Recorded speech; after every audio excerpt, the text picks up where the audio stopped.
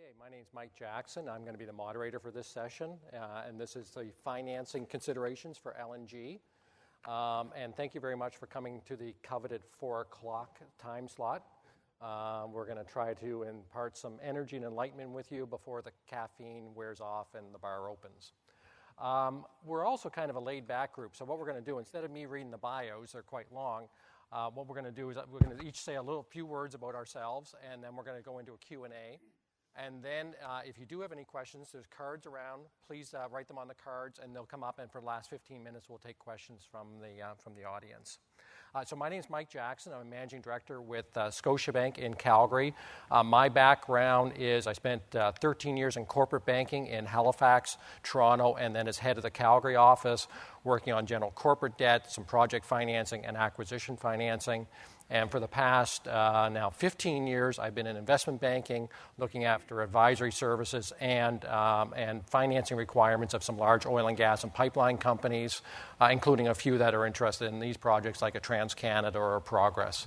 So that's my background. Well, I turn over to Mark SAR, who's on your left, and Mark is head of North American Project Finance for RBC. Working out of Calgary. Mark, do you want to say a few more words about yourself? Sure, absolutely. My name is Mark SAR. I head up the North American Energy Project Finance Group for RBC Capital Markets. Have a team of project finance professionals in both New York and Calgary. We execute advisories and financings in the power, pipeline, midstream, refinery, oil sands sectors. And LNG has been a big part of it. My own personal experience with LNG started probably 15 years ago with the financing of Atlantic LNG in Trinidad, and continued with some work on some regas facilities when that was the rage. It seems a long time ago now, but we worked with the original developer of the Kitimat LNG facility, which was a regas facility, and ultimately its conversion to a liquefaction project. And then most recently, in the last couple of years, involved with a number of projects in development on the U.S. Gulf Coast, and involved in several financing, equity and debt financings for Cheniere around their Sabine Pass liquefaction project, one of which just closed yesterday, a $2.5 billion bond issuance that we led, and some of my compatriots up here on the panel were involved with as well. And next to Mark is Duncan Caird. Duncan is Managing Director and Head of Project and Export Finance for HSBC with a focus on the Americas. Duncan, you want to talk a little bit about your team and yourself? Yeah, hi. We are part of a global product for HSBC, so we've got about 200 professionals around the world. And in my case, we have teams in Sao Paulo, Mexico City, Toronto and New York. The aim is very much looking at all forms of large capex.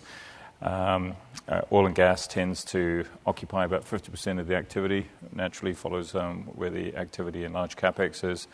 So we're involved in financing everything from drill ships to pipelines to, obviously, topic of conversation, LNG. On a personal basis, I've been running the team here in the US for about 6 years, previously in London for a long time, doing similar activities and picking up on some of Mark's points, being involved in the LNG projects here in Australia and also the Middle East as part of my history. Great. Thank you, Duncan. Next to Duncan is Aaron Engen. Aaron's the Managing Director and co-head of the Power and Energy Infrastructure Group at BMO Capital Markets, headquartered in Calgary. Aaron? Thanks, Mike. I'm clearly the odd man out here because I'm not a project finance guy. My role really is working with folks in getting to that stage where you're ready to start looking at project financing. I've been working with the Power and Energy Infrastructure Group for quite a number of years with BMO Capital Markets, so we work with the guys in Asia and India, looking for ways to be able to get involved in projects and to develop them, how to fund them and to get them to that stage where we're ready to take it into the project finance market, work with private equity and others, again, who are looking to fund that. So my interest is a little different, but I think it's still very important as it relates to the LNG projects, in particular in the West Coast. Thank you, Duncan. Or Aaron. Eric is Managing Director, Head of Energy and Mining, Bank of Tokyo Mitsubishi, Eric Codrington. Good afternoon. I'm Eric Codrington. I have been an energy banker for about 22 years. I run the energy project finance group for the Bank of Tokyo Mitsubishi out of New York. By way of introduction, if you don't know, the Bank of Tokyo Mitsubishi is a Japanese bank, unsurprisingly, and is one of the world's 10 largest banks by assets. And we're also the largest private sector provider of debt capital to projects globally. So we're very active in the LNG sector, both in North America and then around the world as well. Okay. Thank you, Eric. So what we're going to do, we went through a planning session together, and we're going to start off with questions kind of at a macro level and then drill down a little bit, and hopefully this gives you a good feel for some of the considerations around financing of LNG. And then, like I said, then we'll take some questions. So first question I'm going to pose to Mark. Mark, what key characteristics does a potential sponsor consider before starting down the road towards constructing an LNG project? So from a global perspective, I'm in the LNG business. And there's, obviously Canada's on the radar screen. What do I have to get comfortable with before I start putting resources behind really evaluating whether I should get involved in British Columbia?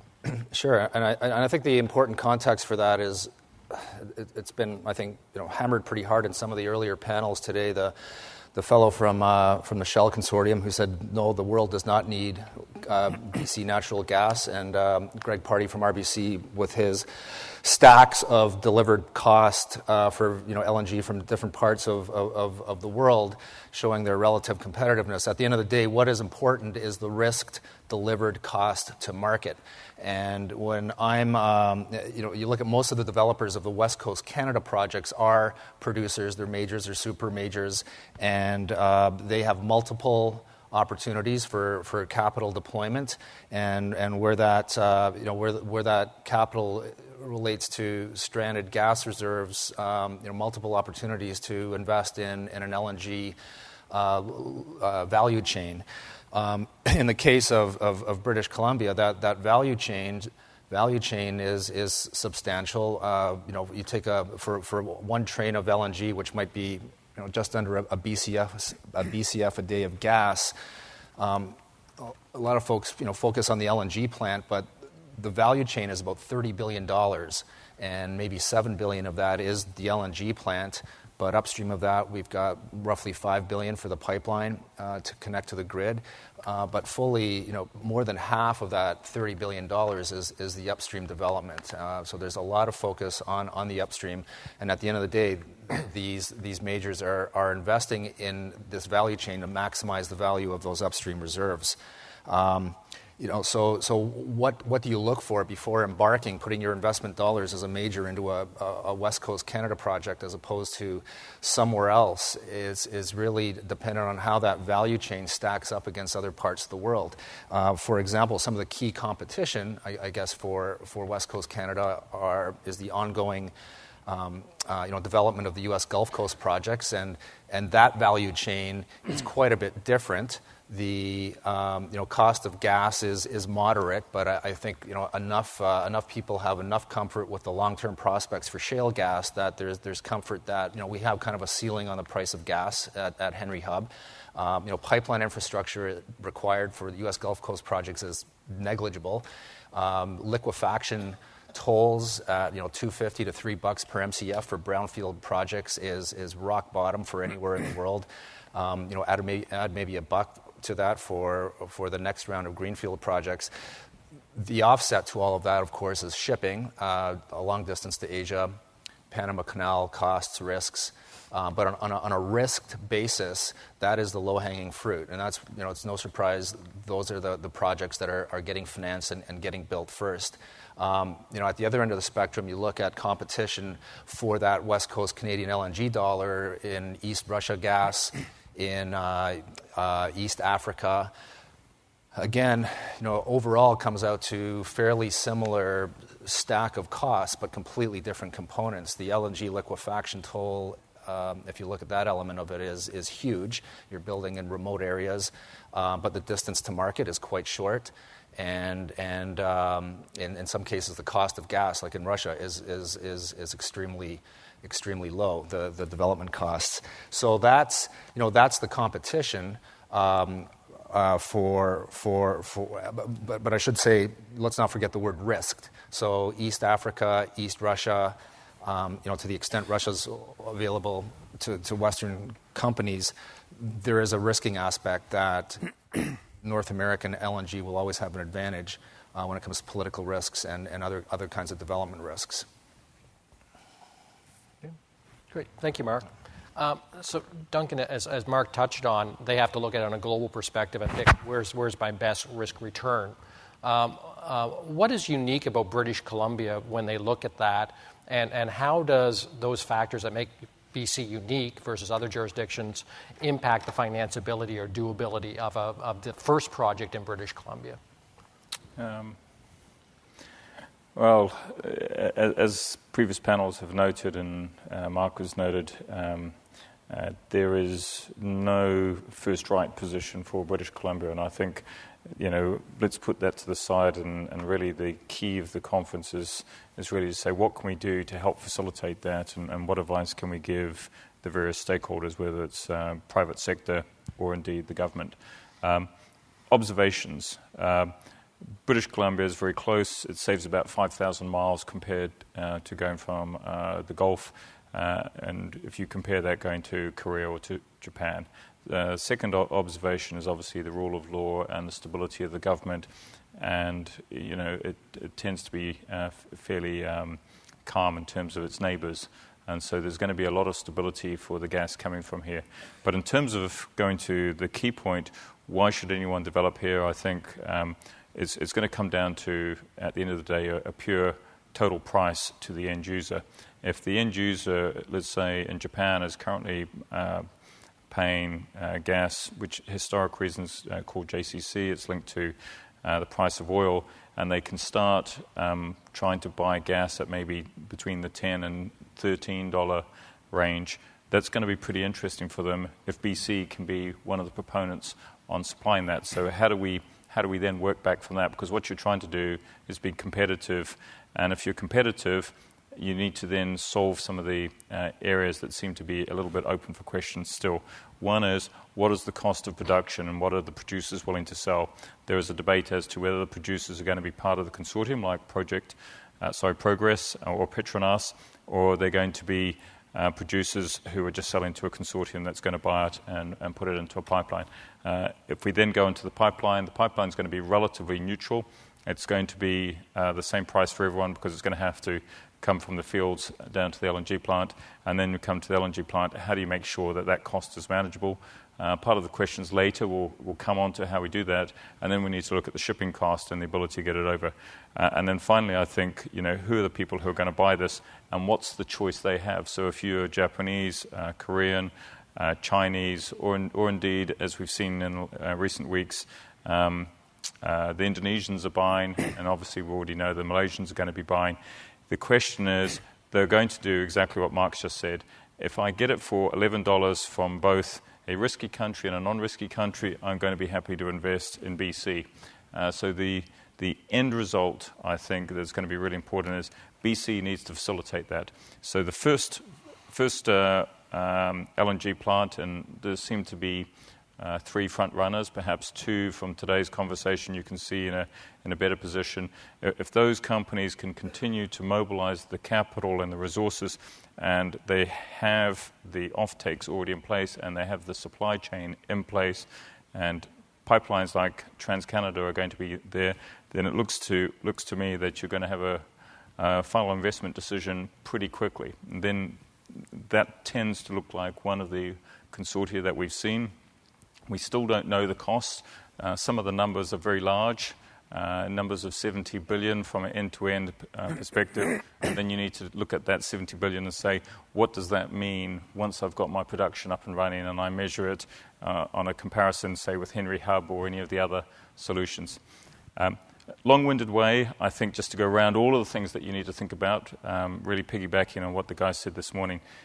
How does my cost compare to any of the other choices, and how stable is that supply? But I really think the key message is BC needs to move quickly and the consortia need to move quickly. Do you think for the first project, it's kind of an interactive thing between the sponsor and the government to make sure that the sponsor gets something that they think is financeable? Oh, absolutely. And the government gets something that the first guy has got to carry the biggest water, if you know the phrase. That guy's got to deal with all of the issues that you have in BC, from the environmental, from the First Nations, from the politicians, from the fiscal, from the tax. The whole list is there. Yeah. And it's really easy. The next guy comes up and he says, what are all the things that they did before? And you look at the documents and you look at all the issues that have been resolved and say, how can I improve upon that? But someone's going to be the first one running into battle, if you like, and trying to sort out all those issues. And they frankly, you hope that they will get rewarded for that. I'm not sure they will, but they'll be the guys doing the hard work. If we look at the experience in Australia, the documentation and the way risks were done by the time you got to the seventh deal was a lot easier than the first one. If we look at the deals in the US right now, being very open, the documentation that people are using is very similar to the documentation on the original deal. Yep. I don't know if the lawyers' fees have gone down. I have a suspicion, and if there's any lawyers in here, you guys tell me what you would have done. But generally, it's one price for all. But on a serious approach, the first person or first consortium to do this and solve it is going to be in a great position. And I think the government should thank them and give them a 10-year tax-free holiday. I would echo that. I mean, there's certainly risks to the first mover, but there's also huge advantages, as we've seen on the U.S. Gulf Coast projects, to the people that were first to market. But going back to that supply cost, the cost to market. If you look at that stack of costs for the BC LNG, there's not a lot of room. I mean, yes, it's more expensive than U.S. Gulf Coast brownfield, maybe even greenfield.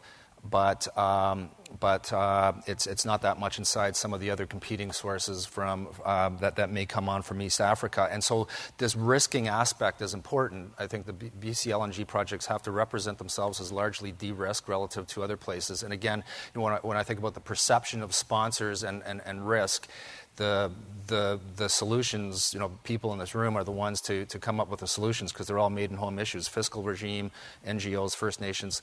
The first one, again, will be the one that sets the template and shows financeability and developability of these BC projects. The key advantage that BC has is its political stability, rule of law. Providing all the other things, costs, etc., are relatively neutral, they will be in a great position, and they should really take as much advantage of that as they can. Aaron, there's been a lot of talk today about maybe having the first FID decision by calendar year end, but there's a lot of legwork and, frankly, money spent before you ever get to FID. So let's just use Petronas as an example. So they bought Progress, which was about $6 billion. They said today they spent about another $2 billion thus far. They've got 25 to 30 rigs going. They've got a whole team in BC working with the government on regulatory affairs, working with TransCan and everything. There's a lot of money goes into it before you ever get to FID. How do companies look at that from I would say, a risk perspective and also from a financing perspective? Obviously, if you can go all the way and then syndicate, you've got a lot more value capture in terms of when you sell down, but you have to bounce that off against financing and risk. So what have you seen in terms of these sponsors do? Well, it really depends on the size of the project. So for the very large ones like Petronas, it makes sense effectively to syndicate that risk, much like the banks do on credit and equity deals as well. So that's a pretty popular model. I think the most difficult question the guys are struggling with right now is, if I have a project and I want to bring in partners, when's the most appropriate time?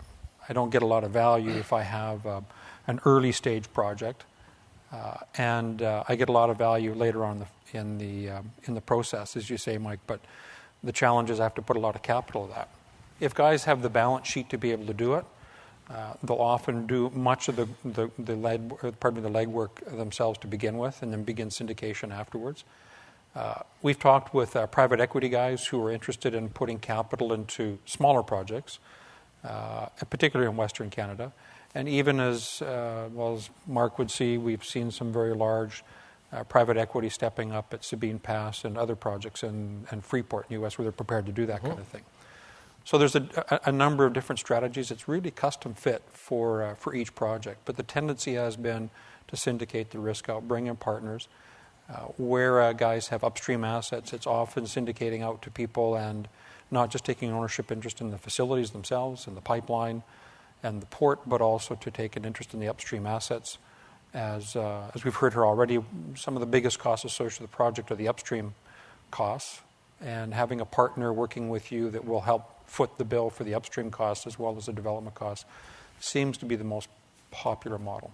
And I guess syndicating the offtake is also one aspect of it, because if I can't take it all, I want partners. Yeah, so I mean, the most common model, I think the model you're going to see that's most successful in Western Canada, we've already kind of touched it a little bit here today, are the integrated projects where I have upstream assets. I'm taking my molecules, I'm producing them, I liquefy them, and I take them home myself. In those circumstances, you seem to find more interest, particularly in Asia and in India, for participating in those kinds of projects. There's less interest in Western Canada for doing a market price offtake arrangement like you'd see in the U.S. Gulf Coast on a Henry Hub link price. Mm-hmm. Okay, thank you. Eric, there's been a lot of talk about project financing for the BC, but can you give people a feel for how other LNG projects around the world have been financed? And in particular, what factors do sponsors look at in terms of I'll project finance this, or I'll just do it off my balance sheet like Aaron was just talking about? And how have you seen it in different jurisdictions like in Australia or in the U.S., project financing versus balance sheet financing? Sure. So, I mean, speaking very broadly, LNG projects around the world are either financed with corporate finance, meaning the resources of the sponsors, which they have from their other activities, from their access to capital markets, or it's project finance, basically raising finance on basically on the prospects and the security of the assets being constructed themselves. Obviously, corporate finance is, if you have the cash, corporate finance is much easier because, you know, when you're project financing a LNG project, you're typically starting out with an empty field and a stack of contracts. And you have to convince bankers and investors to give you billions of dollars based on that contractual structure and that very attractive empty field. And we see that actually a lot of the LNG projects worldwide are a combination of corporate finance and project finance.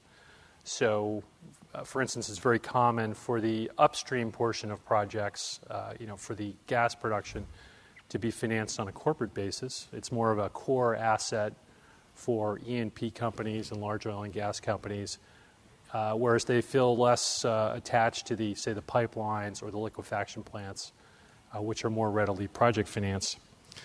Now, how you decide what you're going to do, it's very much a tailored to the situation, to the type of asset that you're financing and its location, and also to who the sponsors are and what their resources are. In terms of the type of the asset, the simpler it is, the easier it is to go down the project finance route. So, for instance, in the U.S. right now, all the major LNG projects that I'm aware of that are likely to get financed, with one or two exceptions, are going to be project finance because they're being done on a tolling basis. They are being done sort of the liquefaction project only on a standalone basis with tolling commitments from typically large creditworthy parties. And there's very little upstream or even midstream development required to build out those projects and make that functional, because in the U.S., particularly in the Gulf Coast area, there's already so much infrastructure in place, and you're drawing from the general gas supply, the gas grid of the United States, rather than having to custom develop upstream. And whereas it's a lot more complicated if you're in Western Australia and you're having to develop the upstream, you're having to build the pipelines, you're having to build liquefaction, you're having to build housing for thousands of workers. So that's a more complicated situation, which would lend itself more to either corporate finance or some blend of corporate finance and project finance. And then in terms of the types of sponsors, the size of the project, capital needs relative to the size of the sponsors also plays a large role in what kind of financing structure they seek. So if you're Chevron or Exxon or Shell or someone like that, even a very large project, you can typically finance it out of your operating cash flow, and they would tend to go more down a corporate finance route. Whereas if you are, say, Cheniere or Freeport or a smaller developer, where the project is much larger than your existing company, and you simply don't have the corporate resources to finance it yourself, you're typically forced to go down a project finance route. There are a few other it's kind of a big topic, but a few other factors. For instance, political risk is also often a determinant of whether something is project financed. Even where there are very large companies involved, if they're in a more difficult jurisdiction, like they're in Africa or Papua New Guinea or someplace like that, they often will pursue project financing just to bring along export credit agencies and banks, kind of as almost as hostages to prevent government interference, or to make it more difficult for host country governments to expropriate their project. So I think basically, when I look at what's going on in Canada, I think you're going to see both. You'll see some project financing, you'll see some corporate financing, and you'll see some projects broken up into upstream financing being done on a corporate finance basis, and then project financing probably for pipelines and for liquefaction projects. Just to follow on what Eric's saying, I think it's an interesting observation to note that the West Coast Canada projects are entirely owned by producers, and the U.S. Gulf Coast projects are entirely owned by infrastructure companies, MLPs. And so it may sound like the tail wagging the dog, but I think the commercial structure around a project can be very much driven by what's the most attractive form of capital available to that project. In the U.S., you have very developed MLP equity markets, very developed project finance markets. So to take that LNG value chain and do it, break it up piecemeal, so you've just got the liquefaction project being financed, takes no commodity risk, takes no commodity price risk, is really structured to clip coupons for 20 years. That's the kind of asset that's attractive to MLPs or private equity or infra funds, who would buy these projects with ultimately the view of flipping them or IPOing them to an MLP. And therefore, no, they won't take commodity price risk. They want to create as clean a cash flow stream as possible to minimize the risk and the yield on the security instrument. Whereas with the West Coast Canada projects being owned by a producer, the LNG value chain, by and large, is a necessary evil to get to what they want to do, which is maximize the price they have for their upstream reserves and maximize the commodity price. And these producers, majors and super majors, are in the market of taking commodity price risk and will take that. So the same kind of financing approach is not necessarily applicable. Yeah, but there's one other point just to bear in mind. The US is not a great comparator because, one, it's got a different production regime that it's got a well established. It also has conventional and unconventional. But the key element is two key elements, I think, to bear in mind, and that affects who's going to invest in what kind of capital structure. One is you've got an existing pipeline that's regulated, so you don't have that system here in BC. You don't have all these pipelines that have been there for the last 30 to 40 years, and you've got a system that's going to give you a regulated cost. And the second element is the plants that are getting converted to LNG right now, they're mostly regas plants, so they're brownfield, so they already have a lot of systems already in place. So basically it's making it bidirectional, and therefore the party who's coming in to be most interested is someone who's going to say, what's my most efficient capital structure, because I don't have all of these risks that Mark's pointed out. Whereas in BC, you don't have that infrastructure. You need to have a resource commitment from someone, And frankly, the people who are the producers and have the ability to integrate all the way from the production of the hydrocarbons to delivering it to whoever's going to buy that is going to be most interested in the price of the hydrocarbon rather than the cost of the capital. Obviously, the cost of the capital will have to be efficient, but that won't be the driver as opposed to how it's happened in the US. So I think if we go around, you have to have an apples for apples type comparison.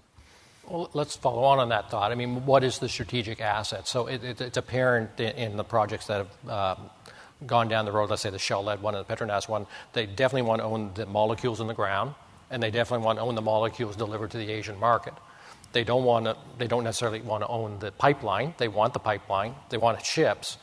Thus far, the gasification plant, they've considered a strategic asset, I suspect because they want to manage the project themselves. But once it's built, and let's say there's project financing on it, do you see them possibly monetizing that asset? Let's sell it to an infrastructure company to free up, like let's structure the contract as a tolling arrangement, and then once it's built, we can free up our capital? Or do you think that that's a strategic asset that they'll want to own forever? I think that there's different sponsors may take different approaches. I think there's definitely room to bring in, say, to minimize your cost of capital in the long run, to bring in infrastructure funds. I think probably as JV partners or minority interest owners, because I do think that the companies in the upstream value having control over the liquefaction, or at least a big say in its management or operation. Because if it goes down, if there's a problem with the operations of the pipeline or the liquefaction plant, in northern BC, there's really no place else for the gas to go. But I could certainly see the pipeline companies and or the producers bringing in Canadian or Australian or U.S. infrastructure funds as, say, 50% owners or 30% owners or something like that. At some stage, once they're maybe post completion, once they can. Once the completion risks are passed and they can sort of maximize their value on that sale. That makes sense. If someone's going to come in and say, I've just got picking up on the point Aaron made, and someone's going to come in really early, they're going to say, I want a 30% IRR. If you bring them in when it's up and running and all they need to do is say, what's my operational risk? There might be 12% IRR or something like that. So the other point, I think, is if someone spent $30, $40, $50 billion to create this infrastructure, there will come a point that you've mentioned, which they don't really need to own the steel. They just need to own the hydrocarbons. Yep. So we're already seeing that on the pipe and the midstream assets, where, particularly on the pipe side, obviously Spectra, TransCanada, and others have been vying to own the pipe or to develop a pipeline. So those guys have been prepared. Those guys, the developers, have been prepared to turn those assets over to others with a strong reputation. There's going to be a fundamental key here: strong reputation, good operators, low cost of capital, and a big enough balance sheet that these guys can get these things done. Mm-hmm. And we're seeing the same approach on the midstream side. Unlike the U.S., and we've already heard that already, the U.S. has lots of infrastructure in place. In Western Canada, expect to see a lot of development on the midstream side. And again, we understand from a lot of guys we're working with, they're prepared to, the developers are prepared to turn over the midstream assets over to third parties to develop for them. And then our understanding is on the liquefaction side as well. Still want to control it, because unlike midstream and pipeline assets, there is a little more of a unique asset or perspective to those assets, and want to make sure that they're run well, but willing to do upwards of kind of 40, 50%, depending on the cost of capital. And so we have people in across North America. You referred to funds, but there's a number of Asian groups and Europeans in particular who are quite keen to acquire interest in these once they're operational. You've de-risked them, and will provide capital on a very low-cost basis to own those. Yeah. Mark, one thing that makes BC, we said this is kind of like a greenfield region versus some of the other regions in the world where LNG is. How will the sponsors and lenders manage construction risk, and how do you see them splitting it between them?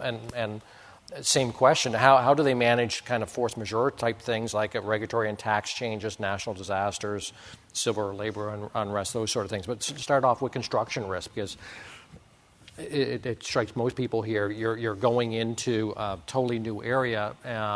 You've got, I think, labor cost risk. You've got materials risk.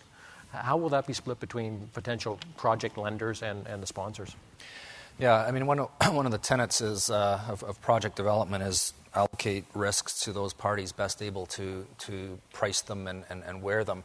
And in the development of large energy infrastructure projects, that typically the parties boil down to the sponsors, the off-takers, the contracted off-takers to the project, third-party counterparties like EPC firms building it, O&M firms who may be in charge of operations, and then the debt.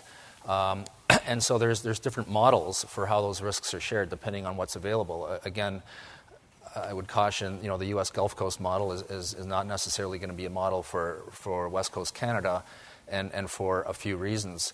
U.S. Gulf Coast models are able to get 75% debt leverage, investment grade ratings or close to investment grade ratings right out of the gate, because the construction risk on every one of those projects so far, except one exception I'll get to, has been largely laid off to an EPC firm like Bechtel or CB&I, who builds a project under a lump sum fixed price turnkey contract.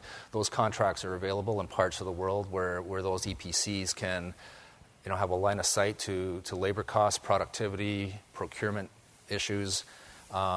They may be available in other places, but they might not be priced too attractively. So what's available in the U.S. Gulf Coast, is it going to be as priced as efficiently for a project in Kitimat or Prince Rupert? I think that's the really challenging question. But where you do have that, lenders and rating agencies have shown a lot of comfort where 70 to 85% of the total project cost is basically under this fixed price contract, and relatively thin cap owners are developing these projects, getting attractive cost, equity, and 75% debt leverage against that kind of a construction arrangement. Where it's not available, or in some cases like the Cameron LNG project, the Sempra's GDF Suez's, they've decided, and this is the more traditional route, to provide sponsor completion guarantees. So effectively the sponsor may have debt finance, but the debt finance has a sponsor guarantee until the project has achieved completion tests, and in a sense then the sponsor equity is wearing all of that construction risk. And we'll certainly see some of that model on some of the West Coast Canada projects. Which kind of goes back to our earlier point that's probably why they want to own the project through completion, and then they might look at monetizing or selling a part of it afterwards. But since they're going to be bearing the risk of the construction, you might as well own it. Yeah, conceivably, right? So, because I don't think LNG off-takers are in the practice of, having a utility mindset necessarily on an LNG plant where you have a rate base and, prudently incurred costs are passed through. That's just not market. You might get that on some power projects, pipeline projects, for utility type assets, but it hasn't percolated through to the LNG sector. Other issues, I mentioned a number of counterparties that might wear risk. Insurance is another area. Force majeure. Force majeure is really varies from project to project. It's an interesting question. In some cases, the off-taker wears a lot of the force majeure risk. In the U.S., we've seen quite a divergence in who wears the DOE permit revocation risk. Some off-takers take it, and some don't. So there are some big risks that there's really no template for as well. Mike, on the construction side, when we meet with the developers, there's a long list of issues that they want to have cleaned up before they proceed with their projects. But certainly one of the ones that they're very focused on is costs. And in Canada, we have some unique circumstances. We don't have big country, not many people. Oil sands projects still on the go. We have, I was just in Halifax, I was mentioning this earlier, and Halifax just won a $25 billion shipbuilding contract, and you can't go anywhere in the Maritimes now without signage that says, stay home and get paid as well as you would in Western Canada and stay home and earn your living here. And so you think on a national basis, competition for labor. I've got the Maritimes trying to ramp up again this massive contract there. Oil sands, the LNG facilities themselves, and on top of that, the guys who are building the pipelines and the midstream assets. It's going to be a huge competition for labor. In talking with the federal government, I understand that they've been working diligently to try and make sure the programs are in place to keep labor here and to train it. The BC government's doing the same thing. It's a scramble for labor and for people to keep costs down. So to Mark's comment, it's a very important issue for us. I think it's also it's an international competition for a lot of that labor too. We've done a lot of due diligence on the LNG and petrochemical projects that are being developed in the U.S. on the Gulf Coast, and they have a better labor availability situation, but they're also saying things like they expect to pull back, U.S. or other expats that are working in Fort McMurray and say, hey, wouldn't you prefer to come back home to Houston or Louisiana and work there? So there's an international competition going on for skilled labor. I've been to Kitimat and Prince Rupert. It's a great place to be, but it's not necessarily attractive to people who are in warmer, sunny climates. Duncan, if some of the sponsors want to put project finance on the gasification, do you think they have to have it totally locked down in terms of the input and the output from the facility in terms of both price and volume? Or will lenders take any volume risk or any price risk to do a project financing on a gasification plant? I guess that comes back to the favorite thing: are they going to get compensated for it, and is it something that they can take a view on? Eric mentioned something just a moment ago. What's going on in the US is there's a lot of shale gas to other petrochemical things. So what we are seeing, and then we'll come on to LNG in a moment, what we're seeing is banks are looking at a version of commodity risk and a version of some kind of volume risk. So what they're saying is, if you're going to produce methanol, but if methanol is $200 a ton, but you've designed your financing at $150 a ton, therefore, if I do a cycle and a backcast where you look back for the last 5, 10, 15 years to say, where's this going to be, and then you take an account of my core commodity risk, which is gas, and if I've got that hedged and I've got my output product hedged, that kind of conversion situation, that can be done in the project finance world. And then there's a big debate on technical management of how much equity is there, what kind of contingent risk is, how's the construction managed, what kind of warranties do you get from the EPC or the operational side. If you look at just pure gasification type situation, I think just in the BC context, I would think it could, subject to doing something that you've seen in conventional type situations, I think there would be an element of lenders being willing to look at some extent of production risk, but that's where they've got proven reserves. You have X or Y type report from suitable technical consultants who sort of swear on their lawyer's life that this gas is there and it will come out of the ground at an acceptable cost, and there is sufficient and adequacy acreage. Some of the producers here have nearly up to 1 million acres. If we get some kind of sign-off, you might look at an element. But here's the question: why would you want to do that? Because I then have to look at my pipeline risk. I need to look at all my government risks and all my social initiative risks and go, I'm not going to get paid because there's so many wobbly bits all along that I would find it on an integrated basis. No, I think I can put my bank capital and my shareholders' capital somewhere else. The guy, and we've kind of talked about it, there's kind of two, you have stranded gas. The guy who's motivated to solve all of the risk issues is the guy who's going to effectively at the end of the line be using it. So you have all the people aligned in their interest. The one group who are not aligned would be the lenders, because the equity, the contractors, the producers are likely to be most aligned in what they're trying to achieve. And the lenders are sitting there saying, I hope force majeure doesn't happen and that the insurance isn't called. That doesn't work very well. So it's much better to try and de-risk it in as many ways that all of us have just talked about, and you get a lower average cost of capital, because whatever our debt capital is, that affects the end price. Coming back to my earlier thesis about you need a good business case, and your business case in BC needs to compete against all the other business cases of Russian gas, East Africa gas, or whoever else it's going to be. So much better to get the cost of your capital down, whether it's debt, equity, and if you use project finance to manage risks in a different way, that's great. Eric, there's a lot of projects going on around the world, just not LNG, but there's infrastructure projects, all kinds of projects going on. Is the project finance market, including the banks, is it big enough to actually just swallow all these, including any projects that might come on in BC? Yes, I think it definitely is, and that's for a variety of reasons. First of all, there's a lot of liquidity in the world right now, and I think that there's likely to be, a fair amount of consolidation among the large number of projects that have been proposed for BC. So in terms of the total amount of capital we have to raise for them, it may not be as large as it appears at first. Also, a good proportion of that is likely to be funded with corporate finance as well, which reduces the call certainly on the project finance markets for that. And I think the projects are also going to be staged over time. Every deal is not going to go to FID at the end of 2014. It's more likely they're going to be spread out over a couple of years, which again, makes the strain on the capital markets and the bank market less so.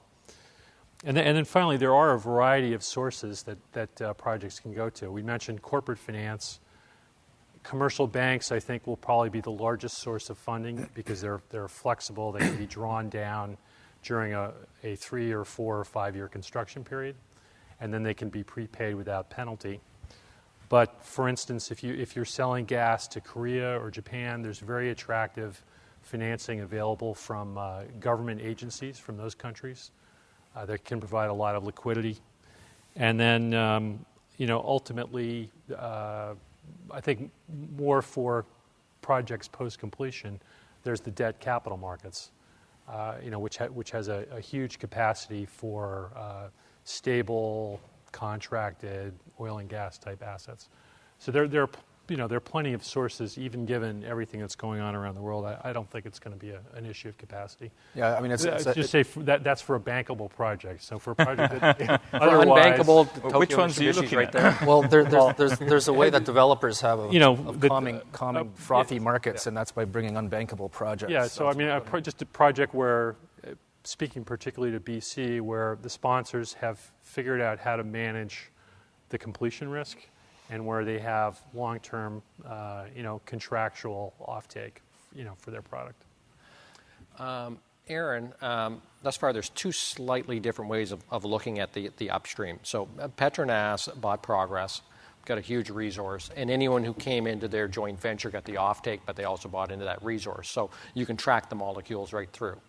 My understanding is Shell's a little bit different. Shell has their upstream, and anyone who came in, basically you find your own molecules in the upstream, and it can go into the pipe and out, and you get the offtake at the other end.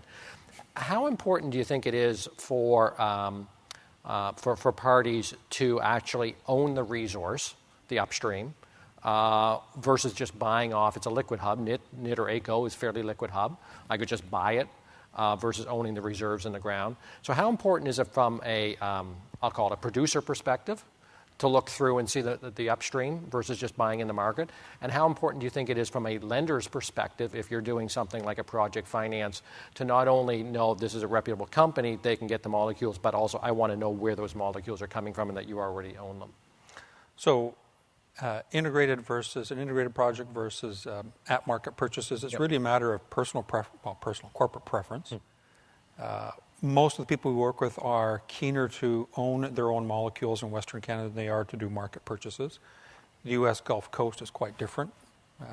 It's a different kind of market, and so the developers are more willing to accept the commodity price risk in U.S. Gulf Coast. Although I say that even there, though, most of the folks who are signing offtake arrangements in U.S. Gulf Coast are going upstream and acquiring assets. If they haven't, most of them already are looking to acquire those assets to put on natural hedges against market price volatility. So in Western Canada, as I say, it's a bit different in U.S. Gulf Coast. Most of the guys prefer to own their own molecules, partly because at-market purchases, starting with buying under long-term contract with Canadian producers. The issue we often hear from guys is, I don't really know the producers in Western Canada well. I have contract performance risk. If for some reason the contract isn't performed, I don't get my gas, sure, I can go sue somebody, but suing somebody for cash doesn't resolve my problem. I need the molecules. And the preference has been to own them directly. There are some exceptions where we're talking with folks where they're willing to do some contracting, but those are really moving along in fits and starts. For bankability, well, frankly, my colleagues here speak to that better, but I think that by and large, if I have reputable suppliers, if I manage to put those contracts together and or have my own upstream assets and I have a credible drilling expertise and I know I'm going to be able to access the gas, I think it's more bankable, but I think I'd look to my colleagues to that one better. I think the difficulty is no one's going to invest, the $10 to $15 billion in an LNG plant and pipelines and ports and power stations and all the stuff you need if they don't know that there's going to be a supply.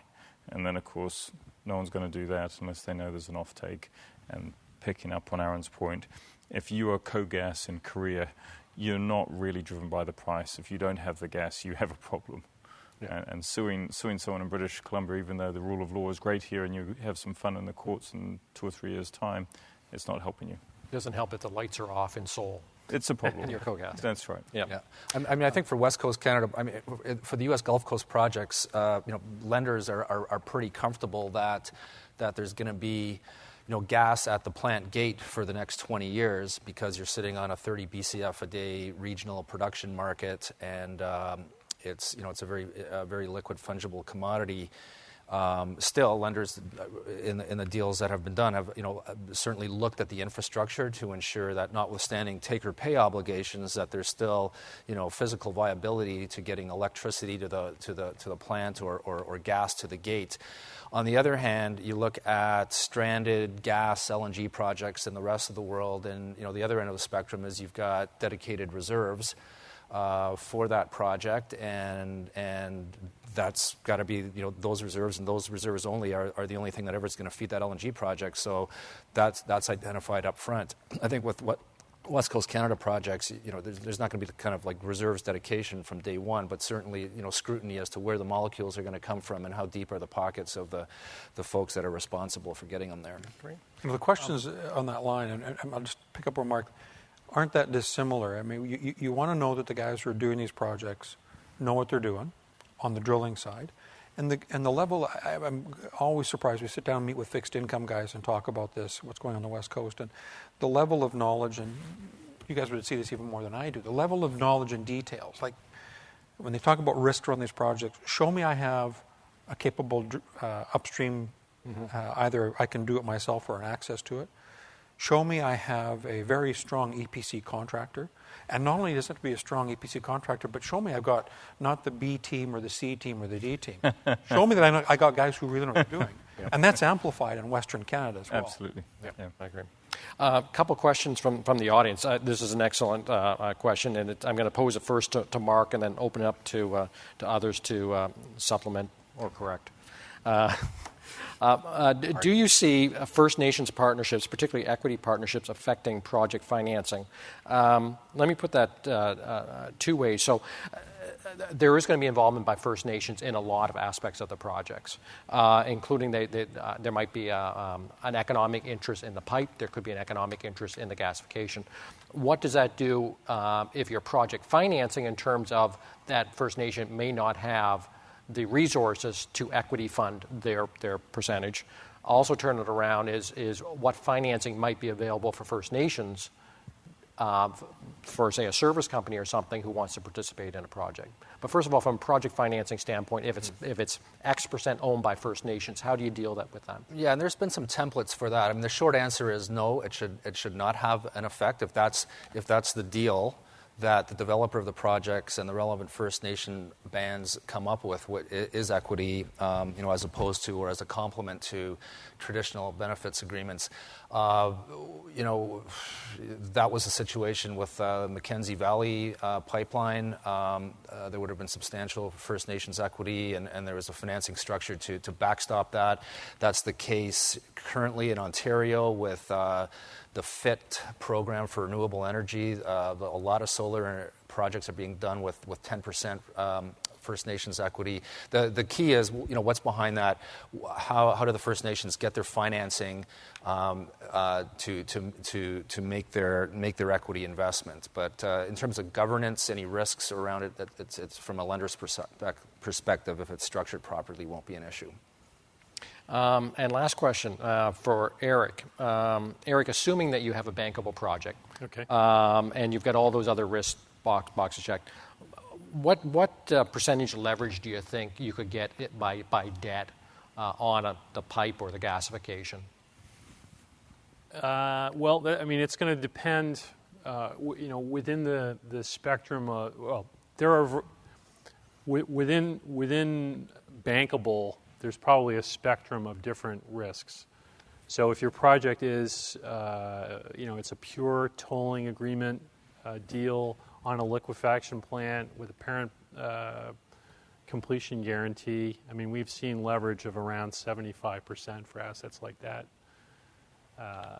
If it's a project that's more complex, maybe where you're taking some price risk on the commodity, you could be more in the 60% range, something like that. But I think if you look around the world, most LNG projects are somewhere in that range, 60%-ish if it involves a lot of upstream risks and price risks, and sort of 75 or 80% for a deal that's straight. It's almost a little bit binary, isn't it? I mean, you either check the boxes and you can get project financing with a band, or you don't check the boxes and you can't get. Well, it goes back to what I said earlier: allocate risks to those who can wear them, right? And banks, or debt markets are not going to. I mean, some of these 60% projects Eric's talking about will have, instead of a fixed tolling charge, maybe there's a price collar, right? And there's some variability to the cash flow, so you start coming down on that leverage. But at some point, it's just not financeable, and banks aren't going to do, for instance, merchant LNG, and that's just not the appropriate party to allocate that risk on. But proper structure, you're 70-75% leverage. Yeah, you've got the situation where I think there's probably more similarity with the Australian projects to BC, or what BC intends. If you look at Australia Pacific LNG, which is done by Quantico, Origin, Sinopec, those sort of numbers might be around 55 to 60, but that's because you're looking at the total cost on an integrated basis from effectively production of the hydrocarbons. In that particular case, that's also coal seam technology, so it's probably more, halfway to unconventional compared to conventional, which I think it was Gladstone's running on that basis. But then what you've got is kind of not a stranded cost issue, you've kind of got a stranded location, and there's an element of stranded location here which is going to lift up all the costs we're talking about. I think Aaron's point is well made, is even if you just had one project here, all the guys know who are the welders, the guys putting the concrete, they're all going to say, hey, they need me more than I need them. And strange how that's going to affect the cost base. Yep. Okay. I think that's it for our panel. Hopefully that was some useful information. Can I make a final comment? Yeah, I just wanted to follow up here. I mean, in terms of the liquidity for financings, I think we've identified sort of $25 billion of LNG projects or debt finance that's required in the next 12 to 18 months in North America, and that excludes a lot of the Canadian projects. But the markets are very strong for good projects. But again, I think we have a window in the markets, and I think most importantly, and this has been mentioned by other panelists, there's a window of opportunity here for BC LNG. And a window is open and closed, and I think we only have to look internally in North America at things. I mentioned the Mackenzie Valley Pipeline. There was certainly a commercial window for that to get built at one time. It didn't get built. There was a commercial window for regas facilities to be built around North America, and lots of deep-pocketed sponsors who were lining up to do put up the commercial backstop for projects like that, and some of them got built. And are still viable based on that take and pay. But you look at even major decisions made 10 to 20 years ago, assets, pipelines today that are needing to reinvent themselves. Maritimes in Northeast is looking at reversing flow, redoing its business model. Alliance Pipeline is going through contracting and recontracting and reinventing its business model. Windows open and close. And right now, we look at that supply cost stack for BC LNG. It makes sense. It makes sense in the eyes of a lot of international LNG investors. There's not a lot of room to add risk to that cost stack, and there's not a lot of room for those costs to expand. And commodity prices can change that view, but that's an important lesson here for everyone. Mark, Duncan, Aaron, Eric, thank you very much, and hopefully that was some useful information for you, and please enjoy the rest of the conference. Thank you for attending.